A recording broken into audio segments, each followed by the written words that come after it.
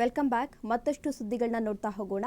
ದೇವಾಲಯದ ಹುಂಡಿ ಮೇಲೂ ಬಿದ್ದು ಮುಜರಾಯಿ ಇಲಾಖೆ ಕಣ್ಣು. ಆದಾಯವನ್ನ ಸರಿದೂಗಿಸಿಕೊಳ್ಳಲು ಇಲಾಖೆಯಿಂದ ಮತ್ತೊಂದು ಹೆಜ್ಜೆ ಇಡಲಾಗ್ತಾ ಇದೆ. ದೇವಾಲಯದ ಹುಂಡಿ ಮೇಲೂ ಬಿದ್ದು ಮುಜರಾಯಿ ಇಲಾಖೆ ಕಣ್ಣು. ಆದಾಯವನ್ನ ಸರಿದೂಗಿಸಿಕೊಳ್ಳಲು ಇಲಾಖೆಯಿಂದ ಮತ್ತೊಂದು ಹೆಜ್ಜೆಯನ್ನ ಇಡಲಾಗ್ತಾ ಇದೆ. ದೇಗುಲಗಳ ಪೂಜಾರಿಗಳಿಂದಲೇ ಹುಂಡಿಗಳ ಸ್ಥಾಪನೆ ಬಗ್ಗೆ ಮಾಹಿತಿಯನ್ನ ನೀಡಲಾಗಿದೆ. ದೇವಸ್ಥಾನಗಳಲ್ಲಿ ಅನಧಿಕೃತ ಹುಂಡಿಗಳಿಗೆ ಬ್ರೇಕ್ ಹಾಕಲು ತಯಾರಿಯನ್ನ ನಡೆಸಲಾಗಿದೆ. ದೇಗುಲದ ನಿಯಮ ಮೀರಿ ಹುಂಡಿ ಅಳವಡಿಸಿದ್ರೆ ಕಾನೂನು ಕ್ರಮವನ್ನ ಕೈಗೊಳ್ಳಲಾಗುತ್ತೆ.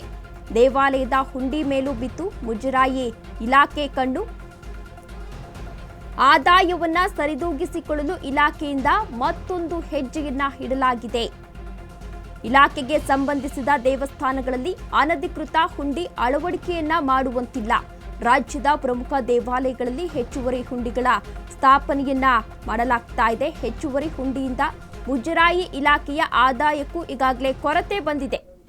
ಇಲಾಖೆಗೆ ಅನಧಿಕೃತ ಹುಂಡಿಗಳ ಬಗ್ಗೆ ಕೇಳಿ ಬಂದಿದೆ.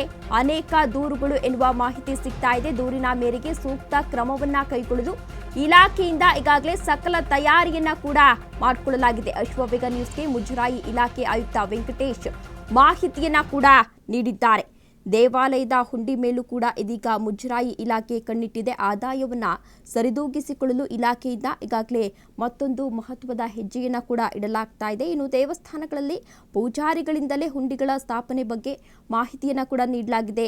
ದೇವಸ್ಥಾನಗಳಲ್ಲಿ ಅನಧಿಕೃತ ಹುಂಡಿಗಳಿಗೆ ಬ್ರೇಕ್ ಹಾಕಲು ಈಗಾಗಲೇ ಮುಜರಾಯಿ ಇಲಾಖೆ ಸಕಲ ಸಿದ್ಧತೆಯನ್ನ ಕೂಡ ಕೈಗೊಳ್ಳಲಾಗಿದೆ. ಇನ್ನು ದೇವಾಲಯದ ನಿಯಮವನ್ನ ಮೀರಿ ಹುಂಡಿಯನ್ನಾದರೂ ಅಳವಡಿಸಿದ್ರೆ ಕಾನೂನು ಕ್ರಮವನ್ನ ಕೈಗೊಳ್ಳಲಾಗುತ್ತದೆ.